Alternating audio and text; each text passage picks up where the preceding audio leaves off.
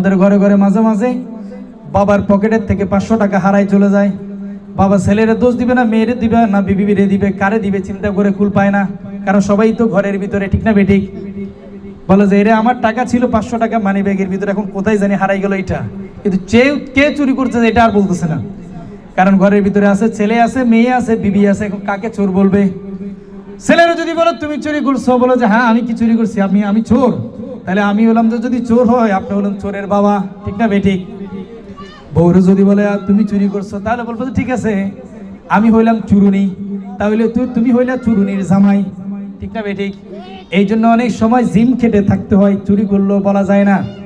বিয়ে শাদীর ভিতরে গেলে মোবাইল হারাই যায়, কিন্তু কে নিয়ে গেছে সন্দেহ লাগলেও বলতে পারে না।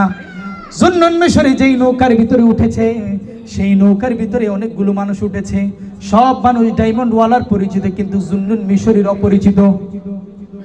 নদীর মাঝপথে গেল, জুন্নুন মিশরীকে বলতে লাগলো, হেই জুন্নুন মিশরী, আমার পকেট থেকে ডায়মন্ডটা হারাই গেছে, এটা আর কেউ নয়, তুমি চুরি করেছো। আল্লাহু আকবার বলেন। আল্লাহর ওলি জুন্নুন মিশরী বলল, না রে বাবা, তোমার পকেট থেকে ডায়মন্ড হারাইছে ঠিক, কিন্তু আমি চুরি করি নাই, তুমি আমারে চেক করতে পারো। বলে এত চেকমেকের দরকার নাই, আমি জানি তুমি চুরি করেছো, কারণ এই নৌকার ভিতরে নৌকার মাঝি সহ যতগুলো প্যাসেঞ্জার আছে সবাই কিন্তু আমার পরিচিত। আমার পরিচিত মানুষরা আমার ডায়মন্ড চুরি করতে পারে না, তুমি চুরি করেছো। তাকে বুঝতে পেরেছেন? দোষটা চাপাই দিচ্ছে আল্লাহর ওলির উপরে, সে কাজটা কিন্তু ভালো করতেছে না। খেলাটা কি হয় পরে দেখেন। প্রিয় ভাইরা আমার, গভীর মনোযোগ। জুন্নুন মিশরী বলল, না রে বাবা, আমি চুরি করে নাই, আমি হলাম একজন আল্লাহর খাস মাহবুব বান্দা। দুনিয়ার জমিনে আমি ঘুরে ঘুরে মানুষকে দিন ধর্মের দীক্ষা দিয়ে বেড়াই। আমার বাবার বাড়ি হলো ফটিকছড়ির ভিতরে, মাইজবান্ডার দরবার শরীফের ভিতরে। আমি কত গিয়েছি, শানমান মুজাহিদ টাইস দিয়ে পাথর করা, ওই টাইস করা পাথরের ঘরগুলো ছেড়ে ভাঙা জীর্ণ শীর্ণ কুটির ঘরের ভিতরে মানুষকে দীক্ষা দেওয়ার জন্য এসেছে। বলেন সুবহানাল্লাহ।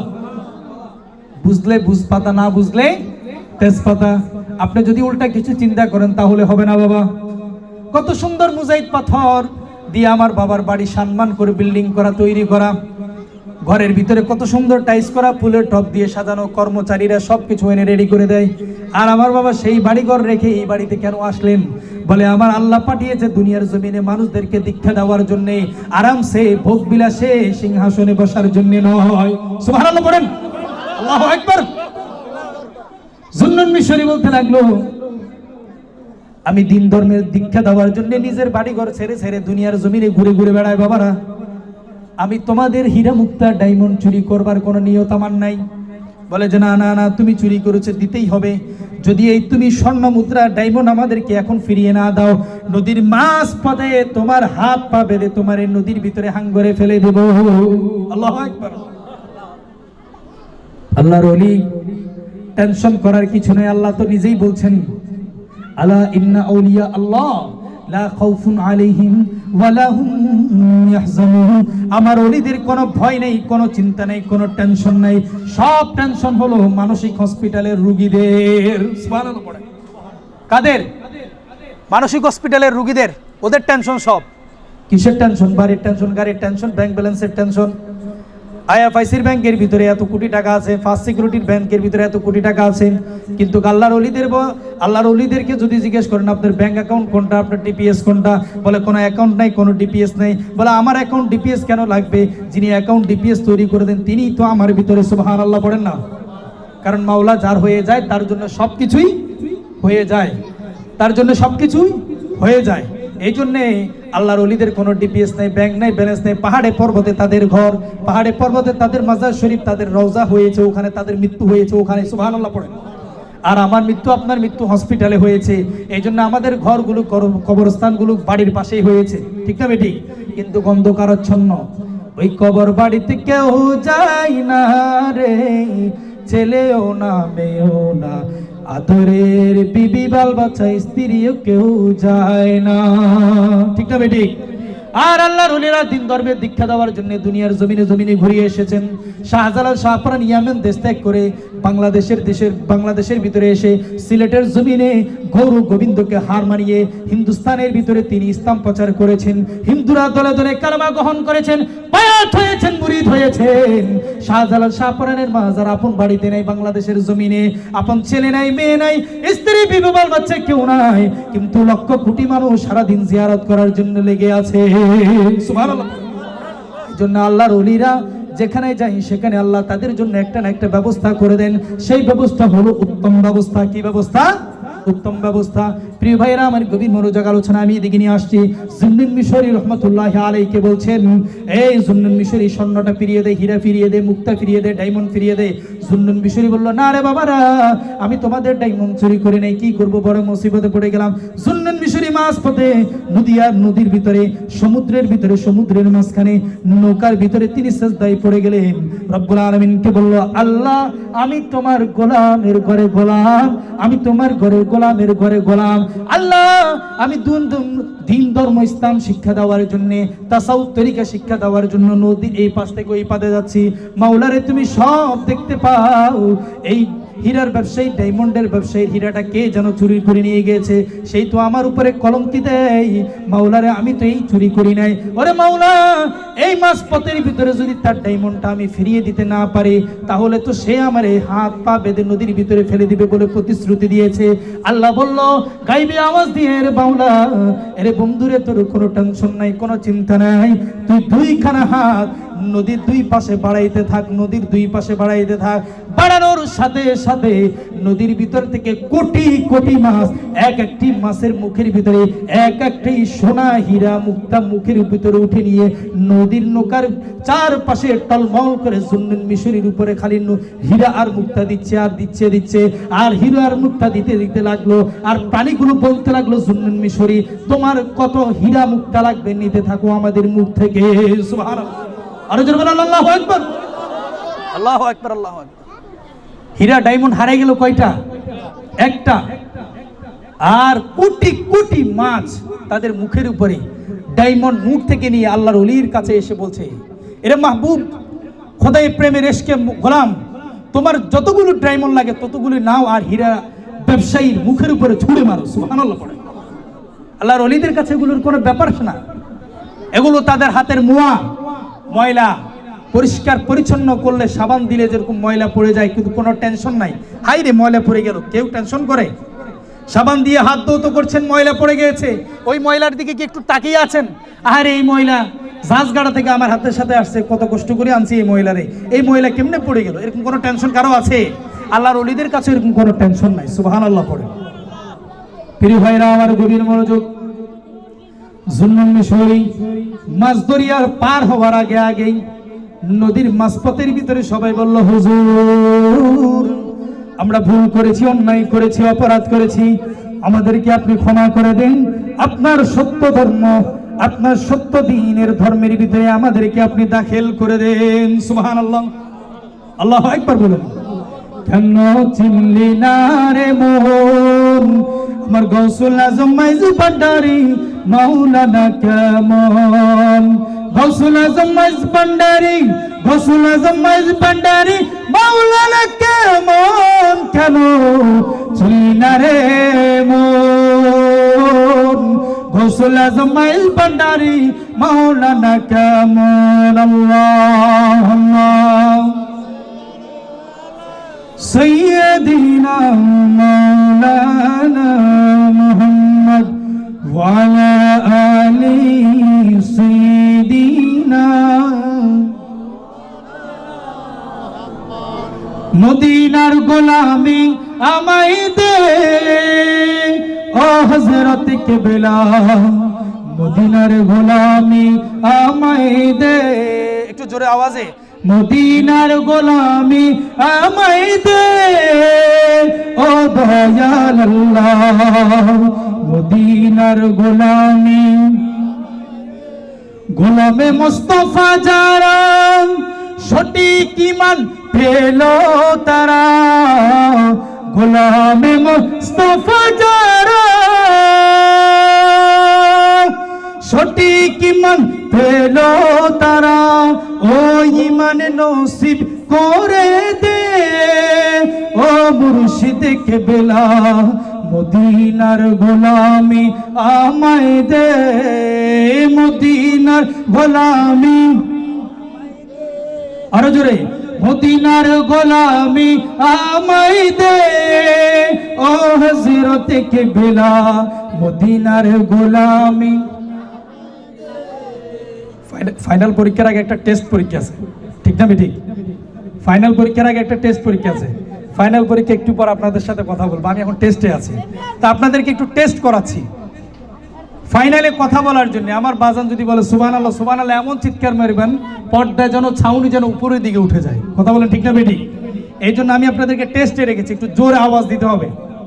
মদিনার গোলামি আমায় দে ও দয়াল আল্লাহ, মদিনার গোলামি।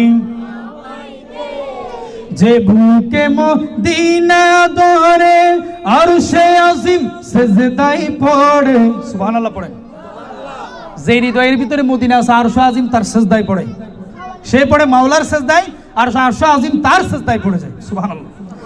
যে বুকে মদিনা ধরে আরশে আজিম সিজদায় পড়ে, ফয়েজে মুনওয়ারা করে দে ও মুর্শিদ মোরে, মদিনার গোলামি আমায় দে, মদিনার গোলামি আমায় দে ও দয়াল আল্লাহ, মদিনার গোলামি আমায় দে। আল্লাহু আকবার। সাহাবায়ে কেরাম এসে বলছেন, ইয়া রাসূলুল্লাহ ইয়া হাবিবাল্লাহ, আল্লাহ কোথায় আছেন? সুবহানাল্লাহ পড়েন। আল্লাহ কোথায় আছেন? গোস্তের দোকানে গেলে গোস্ত পাওয়া যায়, মাছের দোকানে মাছ মিলে, মেডিসিনের দোকানে মেডিসিন মিলে, স্বর্ণের দোকানে স্বর্ণ মিলে, ডায়মন্ডের দোকানে ডায়মন্ড মিলে, আর অনাকাঙ্ক্ষিত জিনিসগুলো কিন্তু দোকানে বিভিন্ন দোকানে মিলে। এই দেশের ভিতরে বাঘের দুধও মিলে, ঠিক না বেঠিক? বাঘের দুধ মিলে, হরিণের কস্তুরি মিলে, এরকম পাশারির দোকান আছে না নাই? খাতুনগঞ্জের ভিতরে গেলে দেখবেন কি দোকান জানি, পিতামশার দোকান। ওখানে পিতামশার দোকান নাকি পিতাম্বাসার দোকান, খাতুনগঞ্জের পিতাম্বাসার দোকানের ভিতরে গেলে নাকি বাঘের দুধ পাওয়া যায়। আরে মানুষ তো বাঘেরই ধরতে পারে না, দুধ আবার কেমনে মিলে? জিন্দা বাঘের দুধ পাওয়া যায়। সুবহানাল্লাহ পড়বেন না? বাঘের দুধ যদিও পাওয়া যায় পিতাম্বাসার দোকানে, তাহলে কি মাওলাকে এই দুনিয়াতে পাওয়া যাবে না? মাওলা কি পাওয়া যাবে না? মাওলা কি আরশে আজিমে বসে আছেন, ধরা দেয় না? কি বলছেন? সাহাবায়ে কেরাম বললেন, ইয়া রাসূলুল্লাহ ইয়া হাবিবাল্লাহ, আল্লাহ কোথায় আছে আপনার কাছে জানতে চাই। তারা কিন্তু আল্লাহর পরিচয় জানার জন্য মসজিদে যায় নাই, মন্দিরে যায় নাই, সরাসরি মুস্তাফার কদমে উপস্থিত হয়েছে। তারা জানে মুস্তাফার কাছে আল্লাহর খবর আছে। সুবহানাল্লাহ পড়েন। আল্লাহ কোথায় আছে মুস্তাফা জানে, আর মুস্তাফা কোথায় আছে আল্লাহ জানে। সেজন্য সাহাবায়ে কেরাম বলে নাই আমরা আল্লাহকে খোঁজার জন্য কোরআন দেখব, আমরা আল্লাহকে খোঁজার জন্য হাদিস দেখব। কোরআন থাকতে হাদিস থাকতে মুস্তাফার কাছে কেন আল্লাহর কথা জিজ্ঞেস করতে হবে? না না না না, সাহাবায়ে কেরাম বলে না, কোরআনে নয় হাদিসে নয় মিলবে না, ইজমা কি আছে মিলবে না, সরাসরি মুস্তাফার কদমে চলে যাও। মুস্তাফাই বলতে পারে মাওলা কোথায় আছে। আল্লাহু আকবার। কোরআনের ভিতরে আল্লাহ এই কথা ইরশাদ করে বলছেন, বিসমিল্লাহির রহমানির রহিম, ওয়া ইযা সাআলাকা ইবাদি আন্নী ফাইন্নী করিব। সুবহানাল্লাহ পড়ুন।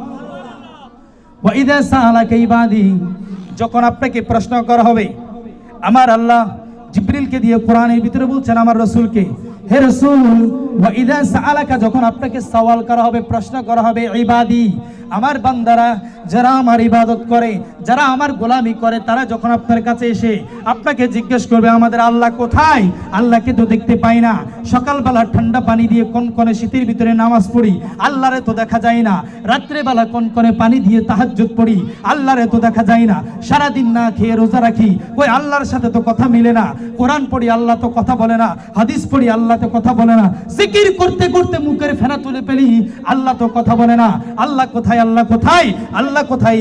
এই প্রশ্ন যখন আপনাকে করবে, ওয়া ইযা সাআলাকা, আপনাকে এই প্রশ্ন করবে, আমি মাওলা জানি, এই জন্য আমি মাওলা কোরআনের ভিতরে এই প্রশ্নের জবাব দিয়ে দিচ্ছি।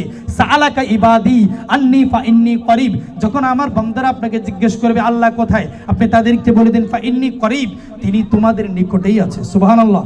তিনি তোমাদের কোথায় আছে? নিকটে আছে। কোথায় আছে? নিকটে আছে। কত নিকটে আছে? আল্লাহ অন্য কোরআনের আয়াতের ভিতরে বলছেন, নাহনু আকরাবু ইলাইহি মিন হাবিলিল ওয়ারিদ, আমি তোমার শাহী রগ যেটা একেবারে কাছের শাহী রগের নিকটেও, শাহী রগের থেকেও আরো কাছে আমি মাওলা তোমার ভিতরে উপস্থিত আছি। সুবহানাল্লাহ।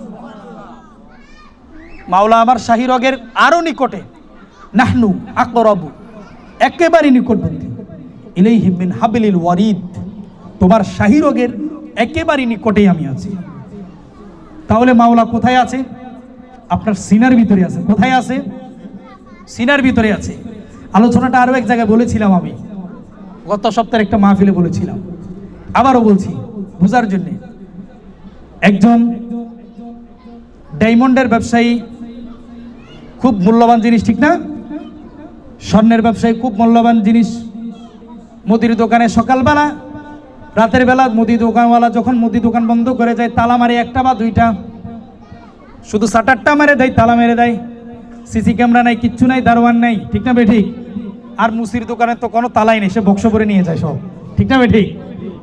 কিন্তু স্বর্ণের দোকানওয়ালা ভিতরে সিসি ক্যামেরা লাগায়, বাইরে সিসি ক্যামেরা লাগায়, স্বর্ণে রাখার জন্য ভিতরে আবার একটা সিন্দুক রাখে, সেই সিন্দুকের ভিতরে আর একটা সিন্দুক, লকারের উপরে লকার, লকারের উপরে লকার। রাতে যাওয়ার সময় শাটার বন্ধ করে, দরজা বন্ধ করে, শাটারে লাগায় 10টা তালার, 10 শাটারের ভিতরে লাগায় 10টা, দরজার ভিতরে লাগায় 10টা, আবার লাগায় কেসি গেট, ওইটার উপরে 10টা, বাইরে দিয়ে আবার সিসি ক্যামেরা, আবার রাতের বেলা মধ্যরাতে উঠে সিকিউরিটিকে ফোন করে সব কি ঠিক আছে কিনা। কেন? কারণ মূল্যবান জিনিস আছে ভিতরে। কি আছে? কথা বলতে হবে, কি আছে? মূল্যবান জিনিস আছে, যেটার জন্য মা বোনের অত্যন্ত পাগল। সোনা রূপা চন্দ্র চান্দ্রি দিতে পারলে তাদের মন বেশি খুশি থাকে, কারণ এটা সবচেয়ে বেশি দামি। 10 জোড়া স্যান্ডেল কিনে দিবেন আর একটা নাকফুল কিনে দিবেন, জিজ্ঞেস করবেন কোনটার জন্য খুশি হয়েছেন, 10 জোড়া স্যান্ডেল নাকি একটা নাকফুল? বলে যে স্বর্ণের নাকফুলের জন্য খুশি হয়েছি, স্যান্ডেলের জন্য নয়। কথা কি বুঝতে পেরেছেন? স্যান্ডেলের জন্য he has not don't happy, তিনি খুশি নয়। কিসের জন্য? গোল্ডের জন্য খুশি, যদিও সেটা ছোট্ট হয়, ছোট্ট জিনিস হলো তিনি হ্যাপি। কথা কি বুঝতে পেরেছেন? মহিলাদের জন্য অত্যন্ত দামি জিনিস, শুধু মহিলারা না, এই জিনিস, এই স্বর্ণ চাঁদি ইনকাম করার জন্য তো আপনিও তো রাস্তাঘাটে কত বকাঝোকা খান, কত মালিকের কথা শুনেন। কেন? মাস শেষে 10,000 টাকা পাইবেন, ডিপিএস করবেন, ডিপিএস ভাঙবেন, ওই ডিপিএস এর টাকা দিয়ে বউরে কিছু স্বর্ণ কিনে দিবেন, ঠিক না বেঠিক? কি হবে আপনার ওই স্বর্ণ চাঁদি? দুনিয়ার জমিনে থেকে যাবে, আপনি চলে যাবেন পরকালের জমিনে, ডানেও নাই বামেও নাই, কিচ্ছু নাই। প্রিয় ভাইরা আমার, ডায়মন্ডের ব্যবসায়ী ওই ডায়মন্ড পকেটে করে নিয়ে তিনি গেলেন একটা মদের ভারে। কোথায় গেলেন? মদের ভারে গেলেন, ডিং হোল্ডার। মদের ভারে গিয়ে তিনি তিনার সঙ্গপাঙ্গদেরকে বলছে, এই যে দেখো আমার কাছে যে একটা ডায়মন্ড আছে, এই ডায়মন্ডটা বর্তমান সময়ের রাজার কাছে যত কোষাধ্যক্ষ করে তার যত টাকা আছে, সেই টাকা দিয়ে কিন্তু এই ডায়মন্ড কেনা যাবে না। ওই মদের বারের ভিতরে, আচ্ছা মদের বারে কি সবাই কি ভালো মানুষ নাকি? নাকি একজনও ভালো মানুষ আছে? যিনি এটা খান এটি কি উনি আবার ভালো মানুষ নাকি? যাই হোক, আমার আলোচনা সেদিকে না। তো মদের বারের ভিতরে যখন এই ডায়মন্ডের ব্যবসায়ী ডায়মন্ডটা দেখালেন, তখন একজন তার ভিতরে লোভ জন্ম নিল। সে চিন্তা করলো যে এই ডায়মন্ডটা যে করেই হোক তাকে পেতেই হবে। লোভে পাপ, পাপে ওমা, আপনারা জানেন তো, দেখা যাচ্ছে তো, একটু জোরে বলেন, লোভে পাপ, পাপে মৃত্যু। ডায়মন্ড ব্যবসায়ী ডায়মন্ডটা দেখানোর পরে নিজের আস্তিনের পকেটের ভিতরে রেখে দিয়েছে। কিছুক্ষণ পরে ডায়মন্ড ব্যবসায়ী যখন চলে যাবে, তখন ওই চোর বলতে লাগলো, হুজুর আপনি কোন দিকে যাবেন? বলে যে আমি তো এই দেশ ত্যাগ করে ওই দেশে সফর করতে যাব। বলে যে তাই নাকি? বলে যে হ্যাঁ, ওই দেশে তো আমিও সফর করতে যাব। কে বললো? চোর বলতে লাগলো, যার নিয়ত খারাপ। বলে যে তাই নাকি? বলে যে হ্যাঁ।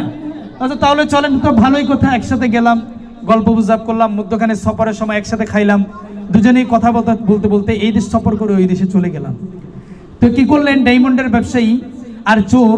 যাইতে যাইতে রাত্রে যখন হয়ে গেল, তারা প্রতিমধ্যে যাত্রা নেওয়ার জন্য একটা হোটেলের ভিতরে উঠেছিল, যাত্রা বিরতি, রাতের বেলা হোটেলের ভিতরে থাকবে। কিন্তু ডায়মন্ডের ব্যবসায়ী প্রতিমধ্যেই তিনি চিন্তার ভিতরে আসলো যে এটা ভালো কোনো মানুষ হতে পারে না, এটা চোর হতে পারে, কাজে আমার ডায়মন্ডটাকে হেফাজত করে রাখতে হবে। সুবহানাল্লাহ পড়ে।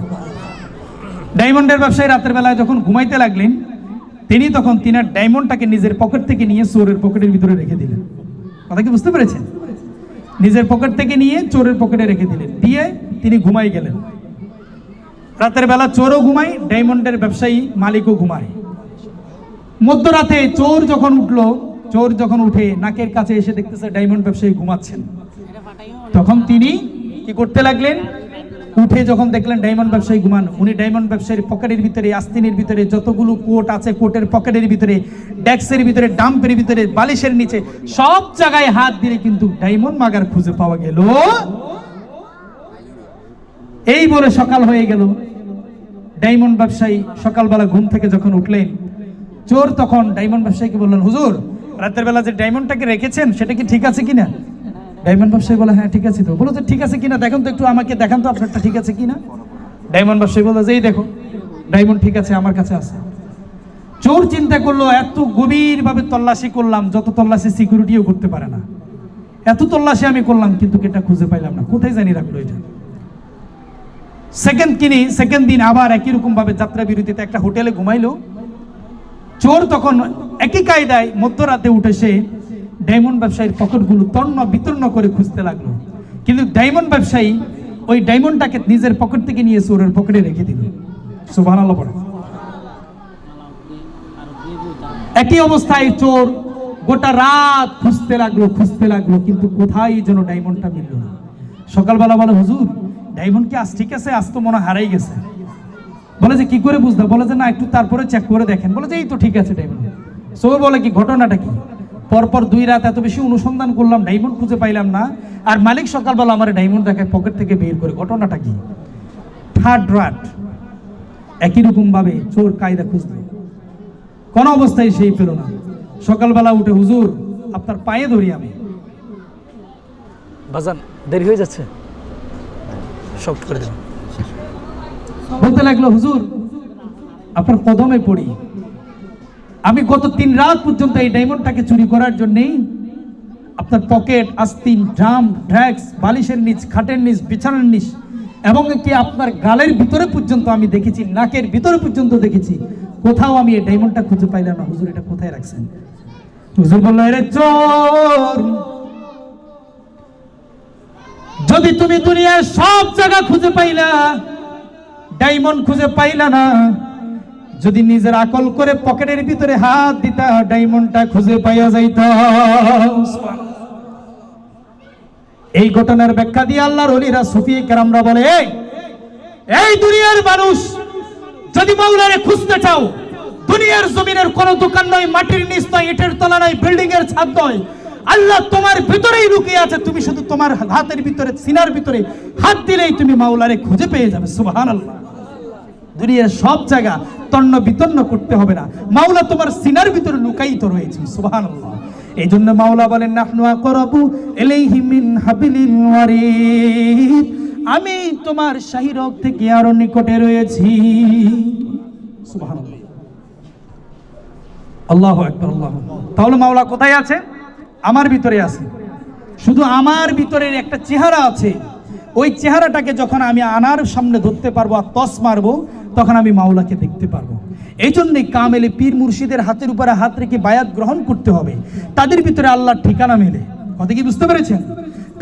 তাদের হাতের উপরে হাত রাখলে পরে তারা আপনাকে সেই পথে নিয়ে যাবে, ওই পথের নাম হলো ইহদিনাস সিরাতাল মুস্তাকিম, সঠিক পথ, আদর্শ পথ, guide us to the stage way. সঠিক পথের ভিতরে তারা আপনাকে নিয়ে যাবে, কারণ যে পথে তারা মাওলাকে পেয়েছে সেই পথে তারা আপনাকে নিয়ে যাবে। সিরাতাল লাযিনা আন'আমতা আলাইহিম, যে পথের ভিতরে আল্লাহ নিয়ামত দান করেছেন, গায়রিল মাগদুবি আলাইহিম ওয়ালাদ-দাল্লিন, সে পথে নয় যে পথে আপনি বিপদগামী করেছেন, ও পথেই আমাদেরকে আপনি প্রেরণ করেন, যে পথে আপনি বসে মাওলা আপনি মানুষের সাথে দেখা দিয়েছেন। আল্লাহু আকবার। ওয়ালাদ-দাল্লিন, আমিন। সাদাকাল্লাহু মাওলানাল আযীম ওয়া সাদাকা রাসূলুন নবিয়্যুল হাবিবুল কারীম ওয়া নাহনু আলা যালিকা লামিনাশ শাহিদিন ওয়াশ শাকিরিন ওয়ালহামদুলিল্লাহি রাব্বিল আলামিন।